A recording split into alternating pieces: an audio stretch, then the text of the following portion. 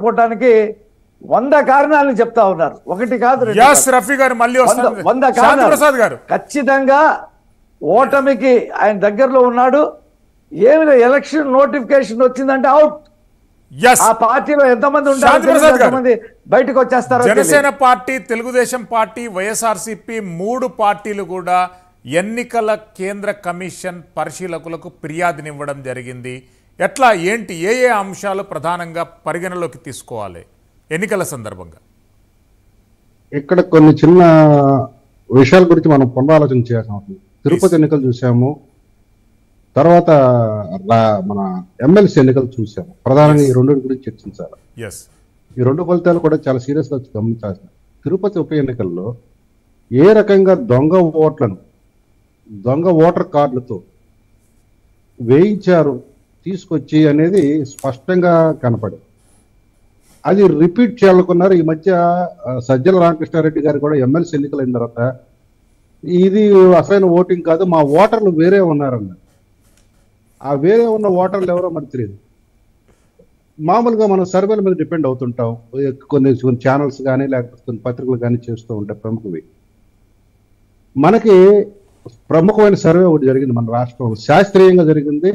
అది ఎన్నికల commission of India ఆధ్వర్యంలో జరిగింది. అది ఏంటంటే ఎమ్మెల్సీ ఎన్నికలు, గ్రాడ్యుయేట్లు 4 ప్రాంతాలకు చెందిన ఎమ్మెల్సీ ఎన్నికల్లో వైసీపీ ఎక్కడ కనపడలే.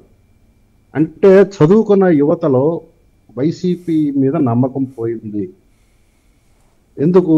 నిరుద్యోగం ప్రబలటం, ఉపాధి ఉద్యోగ అవకాశాలు లేకపోవడంతో నిరుద్యోగులకి ఈ పార్టీ మీద నమ్మకం పోయి వాళ్ళు వ్యతిరేక ఓటు వేశారు. మొట్టమొదటిగా అది ఒక ప్రభావవంతమైన రైడర్ అది వైసీపీ పాలన పట్ల.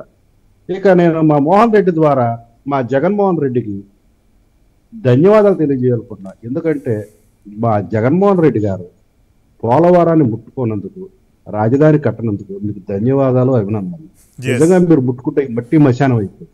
మేము వచ్చిన తర్వాత మేము కట్టుకుంటాం, మేము చేసుకుంటాం. అవే కాదు, ఉత్తరాంధ్ర సుజల స్రవంతి ప్రాజెక్టులు, రాయలసీమ సుజల స్రవంతి ప్రాజెక్టులు కూడా మేమే చూసుకుంటాం. మీకు ఏ పని, అభివృద్ధికి సంబంధించిన ఏ పని చేయనందుకు, రాష్ట్రంలో ముట్టుకోనందుకు, కేవలం దోచుకో దాచుకో తినుకో అనే కార్యక్రమాన్ని పెట్టుకున్నందుకు మీకు ధన్యవాదాలు, అభినందనలు. ఎందుకంటే నిర్మాణాత్మక విషయాల్లో మీరు నిజంగా మీరు ఏలు పెట్టినట్టయితే మళ్ళీ ఇంకో మేడిగట్ట చూడాల్సి వచ్చేది, ఒక కాళేశ్వరం నాయకు. కాబట్టి నిజంగా మీ జగన్ రెడ్డికి అభినందనలు తెలియజేస్తున్నాం అభివృద్ధి చేయనందుకు. ఇక సంక్షేమం అంటే అలా ప్రజలు చూస్తారు, ఏ మేరకు చేశారు, ఎంత మేరకు చేశారు. గడప గడపకు వెళ్ళినప్పుడు చాలా మంది ప్రజలు వీళ్ళకి బుక్లెట్ ఇచ్చారు, 16 పేజీల బుక్లెట్. అందులో వాళ్ళకి ఎంత డబ్బులు పంపించారు, ఏ పథకాల కింద పంపించారని కూడా స్పష్టంగా రాసి ఉంటే వాళ్ళు ఆ బుక్లెట్ చదివి అసలు ఈ డబ్బులు మాకు ఎప్పుడు వచ్చినాయి, మా ఖాతాల్లో ఎప్పుడు పడినాయి, అసలు మాకు రాలేదు కదా అని అంటాం మొదలుపెట్టారు. ఇది చాలా పత్రికల్లో కూడా వచ్చింది. అంటే డైరెక్ట్ బెనిఫిట్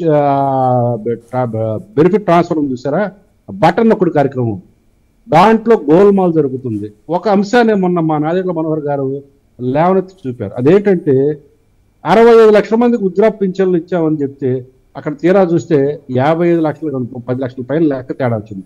సంవత్సరానికి 292 కోట్లు. అది ఏమైపోతుంది? నెలకి 292 కోట్లు, సంవత్సరానికి 3000 కోట్లు చిల్లర. కాబట్టి ఈ రకంగా మీ యొక్క స్కీముల్లో జరిగే స్కాములు ప్రభుత్వం మారిన తర్వాత మాత్రమే బయటకు వస్తాయి. ఈ విషయాలు వాళ్ళకి తెలుసు. అదొకటి.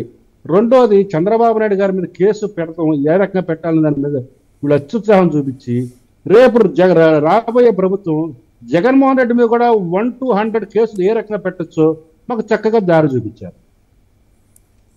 కాబట్టి ఆ రివర్స్ గిఫ్ట్, ఆ రిటర్న్ గిఫ్ట్ చక్కగా ఇస్తాము. మా ప్రభుత్వం, రేపు రాబోయే మా ప్రభుత్వం ఖచ్చితంగా జగన్ రెడ్డి కూడాను తో పాటు ఈ అక్రమాలు చేసిన, అక్రమాలు సహకరించిన ప్రతి ఐఏఎస్ అధికారి, ఐపీఎస్ అధికారి, మిగతా కింద స్థాయి అధికారులు అందరికీ కూడా ఆ గిఫ్ట్లు ఇస్తాం. మోహన్ రెడ్డి గారు, అంటే జనసేన మరియు తెలుగుదేశం ఓటు బ్యాంకును సుమారు 68 లక్షల ఓటర్లను తొలగించారని చెప్పి గత 6 నెలల నుండి విపక్షాలు ఉద్యమం చేస్తున్నాయి. ఎందుకు మళ్ళీ? ఎందుకంటే ఓటర్లను తొలగింపు అనేటటువంటి కార్యక్రమము దేనికి సంకేతం? ఎలాంటి ప్రజాస్వామ్యయుతమైనటువంటి? చిన్న మాట ఇందాక రఫీ గారు ఒక మాట అన్నారు వివిప్యాట్ల గురించి. ఎస్ నా ఉద్దేశంలో ఆ వివిప్యాట్లు కూడా బయటికి రాకూడదు. బయటకు వస్తే ఏ బూత్ లో ఎన్ని ఓట్లు ఎవరికి పడినా తెలిసిపోతుంది. కాబట్టి అది అధికార పార్టీకి చిన్న ఓట్ వేయడానికి వెళ్తాను కదా ఈవీఎం మిషన్ దగ్గర ఆ పక్కనే ఒక బాక్స్ పెట్టమంటున్నారు. ఢిల్లీలో వివిప్యాట్ రావడంతోనే ఆ బాక్స్ అక్కడే వేసి బయటికి రావాలా, ఎవరు చూడటానికి లేదని పద్ధతిలో పెట్టమంటున్నారు. అది ఇప్పుడు కొత్తగా వచ్చినటువంటి చర్చ. మోహన్ రెడ్డి గారు ప్లీజ్ కంటిన్యూ. మాకు మీరు శ్రీశైలం గారు చెప్పినట్టు, రఫీ అన్న చెప్పినట్టు, లేక ప్రసాద్ అన్న చెప్పినట్టు జనసేన పార్టీకి దొంగ ఓట్లు వేసుకునేది చేత కాకపోయిండొచ్చు, నేను ఒప్పుకుంటా. కానీ వైఎస్ఆర్సీపీకి సేమ్ టైంలో చేత కాదు. వైఎస్ఆర్సీపీ కూడా కొత్త మరి ఎందుకండి తొలగింపు కార్యక్రమాలు, ఇలాంటి స్కానింగ్ కార్యక్రమాలు? బాగా అనుభవం రామచంద్రారెడ్డి బాగా తెలుసు కాబట్టి అదే మాట్లాడదాం, మంచిగానే మాట్లాడదాం. అబద్ధం చెప్పాల్సిన అవసరం లేదు. మీకు దొంగ ఓట్లు వేసుకొని చేత కావడానికి మీ దగ్గర క్యాడర్ లేదు, లీడర్ లేదు, మీరు లేరు. కొత్త పార్టీ మాది కూడా కొత్త పార్టీనే. అట్లా అనుకుంటే మాది కూడా కొత్త పార్టీనే. మనకన్నా అందరికన్నా పాత పార్టీ, 45 సంవత్సరాలు అనుభవం ఉన్నటువంటి పార్టీ. దాంట్లో ఆ అనుభవంలో నెంబర్ 1 పట్టా తీసుకున్నటువంటి వ్యక్తి చంద్రబాబు నాయుడు గారు. కాబట్టి ఆయన అయితే చేయడానికి సస్పెండ్ చేయించాం కదండి, ఒక డజన్ మంది ఆఫీసర్లు మేము సస్పెండ్ చేయించాం కదా. బాగన్నా పర్చూరులో సస్పెండ్ చేయించాం, ఉరవగండ్లో సస్పెండ్ చేయించాం, విజయవాడలో సస్పెండ్ చేయించాం. మీ అక్రమాలని బయట పెట్టి రఫీ గారు ప్లీజ్. మోహన్ రెడ్డి గారు మాట్లాడండి. ఆయన మాట్లాడేప్పుడు నేను మాట్లాడలేదు కదా. ఇప్పుడు మాట్లాడమంటే ఇప్పుడు అంత పెద్ద మనిషికి కూడా అట్లా మధ్యలో మాట్లాడడం సమంజసం కాదు కదా. నేను మాట్లాడింటే నువ్వు మాట్లాడినా నేను మాట్లాడతాను అనుకో. వాళ్ళకి అనుభవం ఉంది కాబట్టి ఆ అనుభవంతో బ్రహ్మాండంగా వాళ్ళు పరిపాలన చేసినారు కాబట్టి, ఈ దొంగ ఓట్ల పరిపాలన వాళ్ళు చేసినారు కాబట్టి వాళ్ళని చూసి ఓటు వేయరు కాబట్టి తెలంగాణలో ఓటు పెట్టారు, ఆంధ్రాలో ఓటు పెట్టారు. ఈ ఓటు మొత్తం వాళ్ళే చెప్పిన సందర్భాలు ఉన్నాయి.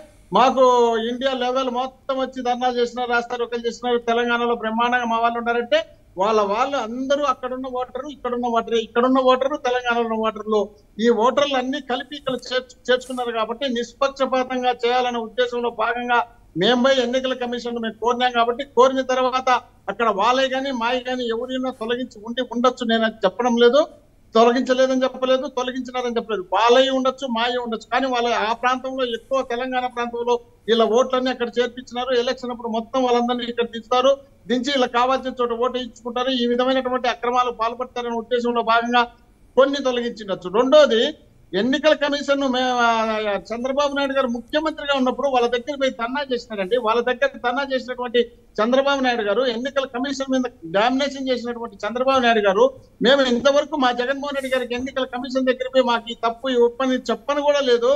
మా వాళ్ళు ఎవరో పోతున్నారో అడుగుతున్నారయ్యా, ఇది దుర్మార్గమైనటువంటి పాలన వాళ్ళు చేసి మా మీద చెప్తున్నారు, మేము ఆ విధమైనటువంటి పరిస్థితుల్లో లేవు, మా మీదకి మీరు నిష్పక్షపాతంగా చేయండి అనే మేము చెప్తున్నాం. కాబట్టి వాళ్ళ దాన్ని దృష్టిలో పెట్టుకుని మాట్లాడాల్సిన అవసరం ఉంది. అదే పెన్షన్లు అంటున్నారు, పెద్ద ఆయన పెన్షన్ల గురించి చెప్తున్నాడు. కేవలం 33,000 పెన్షన్లు తెలుగుదేశం పార్టీ అధికారంలో ఉన్నప్పుడు ఇస్తే ఆ 33,000 పెన్షన్లు తెలుగుదేశం పార్టీకి సంబంధించిన నాయకుల దగ్గర 10-15 ఒక్కొక్క కౌన్సిలర్ కానీ వార్డు మెంబర్ కానీ వాళ్ళ దగ్గర 10-15 వాళ్ళకి కావాల్సినటువంటి పేర్లు ఎక్కించుకొని వాళ్ళు చేస్తే ఈ రోజు 69 లక్షల పెన్షన్లు జగన్మోహన్ రెడ్డి గారు ముఖ్యమంత్రి అయిన తర్వాత ఇస్తూ డైరెక్ట్ గా వాలంటీర్ పోయి వాళ్ళ ఇంటి దగ్గర 1వ తేదీన ఇంతకన్నా నిష్పక్షపాతంగా చేస్తున్నటువంటి పరిపాలన ఎక్కడన్నా చూసినారన్న దాన్ని కూడా మనం ఉద్దేశపూర్వకంగా జగన్మోహన్ రెడ్డి గారిని తప్పులు పట్టాలనే ఉద్దేశంలో ఈ విధమైనటువంటి అభిప్రాయంతో ముందుకు వస్తే ఇంకా మనం ఏం చేయలేం కదన్నా. అభివృద్ధి కార్యక్రమం అంటున్నారు, కేవలం రోడ్డును పట్టుకొని మీరు చూపిస్తున్నారు. జగన్మోహన్ రెడ్డి గారు రోడ్డుకు ఆయన 15-20 ఏళ్ళ ముఖ్యమంత్రి కాదు, కేవలం 4.5 సంవత్సరం 5వ సంవత్సరంలో ముఖ్యమంత్రి అయినా 5 సంవత్సరాలకే రోడ్లన్నీ పాడైపోయినా రాష్ట్రం అంతా. అంటే అప్పుడు వీళ్ళు పరిపాలన చేసినప్పుడు రోడ్లు వేయలేదన్నా అనుకోవాలా, లేదు రోడ్లు వేసి నాసిరకం రోడ్లు వేసి పాడైపోయినాయని అనుకోవాలి. దీనికి మనం అర్థం చేసుకోకుండా రాష్ట్రం మొత్తం జగన్మోహన్ రెడ్డి గారు రోడ్లు లేదంటే 5 సంవత్సరాల అధికారంలో ఉన్నాక మీరు ఎట్లా మాట్లాడతారు ఆ మాట? ఎందుకంటే వాళ్ళు పని చేయలేదనేగా జన సైనికులు వాళ్ళని ఇంటికి పంపించింది, మరి మీరు ఎట్లా మాట్లాడతారు? నేనేమంటున్నానంటే మేమేం రాష్ట్రంలో 50 ఏళ్ళ నుంచి మేము ముఖ్యమంత్రులం కాదు, 5 సంవత్సరాల్లో మేము చేయాలి. 5 సంవత్సరాలు ఏం చేశారో ప్రజలకు చెప్పాలి కదా. మీరు ఎందుకు ముఖం చాటేస్తారు? మీరు చేసినటువంటి అభివృద్ధి కార్యక్రమాలపై చెప్పడానికి మీరు ఒక వైట్ పేపర్ రిలీజ్ చేయరు, ఒక శ్వేతపత్రం రిలీజ్ చేయరు, ఎన్ని అప్పులు అనేటటువంటి చెప్పరు, మీరు చేసిన అభివృద్ధి ఏంటో చెప్పరు. 99% మేనిఫెస్టో పూర్తిగా చేసినామంటారు, మిగిలిన 1% ఏంటో చెప్పండి కనీసం. 99 గురించి తర్వాత మాట్లాడతాం. 6 లక్షల ఉద్యోగాలు ఇచ్చారంటారు, 60,000 ఉద్యోగాలకే మీరు నోటిఫికేషన్లు ఇవ్వలేదు. అన్ని అబద్ధాలు చెప్తే ప్రజలు ఎట్లా యాక్సెప్ట్ చేస్తారు? శ్రీశైలం గారు మీరు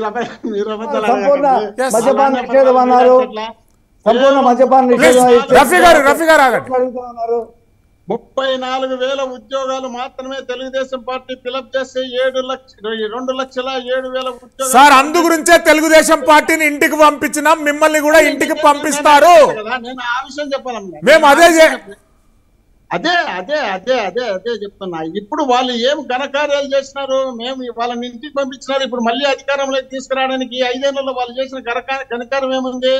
వాళ్ళు 30 లక్షలు పెన్షన్లు ఇచ్చే 60 లక్షలు పెన్షన్లు ఇచ్చింది మేమైతే, 30,000 ఉద్యోగాలు వాళ్ళు ఇచ్చే 2 లక్షల ఉద్యోగాలు మేమిస్తే రాష్ట్రంలో ఇంతవరకు ఏ ముఖ్యమంత్రి చేయని విధంగా నిష్పక్షపాతంగా, పక్షపాతం లేకుండా కులాలకు, మతాలకు, రాజకీయాలకు లేదండి. మీరు మొన్ననేమో 5 లక్షల ఉద్యోగాలు అని చెప్పారు, ఇప్పుడు 2 లక్షలు అంటున్నారు. మీరు ఒక వైట్ పేపర్ రిలీజ్ చేయొచ్చు కదా, మీరు జాబ్ క్యాలెండర్ ప్రకారంగా మీరు ఎంతమందికి ఉద్యోగాలు ఇచ్చారనేది. మీరు తొందరపడుతున్నారు. పర్మనెంట్ ఉద్యోగాలు 2,07,000 ఉద్యోగాలు ఇచ్చినాం. తర్వాత ఈ కాంట్రాక్ట్ అవుట్ సోర్సింగ్ మొత్తం కలిపితే 7 లక్షల ఉద్యోగాలు ఇచ్చినాము. మేము 7 లక్షల పర్మనెంట్ ఉద్యోగాలు ఇచ్చినామని ఎప్పుడు చెప్పలేదు. 2,07,000 పర్మనెంట్ ఉద్యోగాలు ఇచ్చినాము. 5 లక్షలు, 2 లక్షలు ఇవి, 3 లక్షలు కాంట్రాక్ట్ అవుట్ సోర్సింగ్ కలిపి 7 లక్షల ఉద్యోగాలు ఇచ్చినాము. చరిత్రలో ఇంతవరకు నిరుద్యోగ సమస్య పరిష్కరించినటువంటి ముఖ్యమంత్రి జగన్మోహన్ రెడ్డి గారు అయితే అది పట్టుకొని వీళ్ళు 30,000 ఉద్యోగాలు ఇచ్చినటువంటి వీళ్ళు కూడా వచ్చి మేము బ్రహ్మాండంగా పరిపాలన చేసినాం, నిరుద్యోగులంతా మా మీద ఈ గొంతుకాడుకున్నారు, మమ్మల్ని తొక్కేస్తానంటున్నారు. మీరు కావాలని వాళ్ళు కోరుకోవడం లేదండి, మేము కావాలని వాళ్ళు కోరుకుంటున్నారు. కాబట్టి జగన్మోహన్ రెడ్డి గారు 175కు 175 అంటున్నారు తప్ప మేమేదో అధికారంలోకి వచ్చాం, అధికారం కోసమే మేము పనిచేస్తున్నాం అని చెప్పడం లేదు. చరిత్రలో ఎవరు చేయలేదంటున్నాం. మీరు రోడ్లు అంటున్నారు. అనంతపురం టౌన్ ఒక్కటే 1,000 కోట్ల రూపాయలు రోడ్లు వేసినారు. దాన్ని చూపించమంటే రేపు మీకు కావాలంటే శ్వేతపత్రం నేను ఇస్తా. ధర్మవరంలో 100 కోట్ల పైన సిసి రోడ్లు పనిచేసినాయి. మీరు ఎందుకు రోడ్డు వేయలేదంటున్నారు? ఎక్కడ రోడ్డు వేయలేదు? ఏదో ఒక సందులోనో, ఒక సందులోనో, ఒక ఊరికి పోయేటప్పుడు అక్కడ వర్షాలకు మీరు వేసిన నాసిరకం రోడ్లు పాడైపోయింటే ఆ రోడ్లలో తీసుకుపోయి మీరు అక్కడ గుంతలు పెట్టి, నీళ్లు పెట్టి, కెమెరాలు పెట్టి, ఫోటోలు తీసి జగన్మోహన్ రెడ్డి గారు మొత్తం రాష్ట్రం అంతా ఈయన సర్వనాశనం చేసినాడు. మనం ఈ రాష్ట్రం స్వతంత్రం. మోహన్ రెడ్డి గారు మళ్ళీ వస్తాను. రఫీ గారు చెప్పండి సార్. ఆంధ్రప్రదేశ్ రాష్ట్రంలో జనసేన టీడీపీల మైత్రి బంధం సక్సెస్ కావద్దని చెప్పి వైఎస్ఆర్సీపీ సోషల్ మీడియా పూర్తిగా ప్రయత్నం చేస్తుంది. తెలుగుదేశం పార్టీ నుండి మీరు ఎలాంటి ఇండికేషన్స్ ఇవ్వబోతున్నారు? ఇప్పుడు జనసేన తెలుగుదేశం కలవకూడదని చెప్పి కూడా ఇదే సోషల్ మీడియాలో వైసీపీ నాయకులు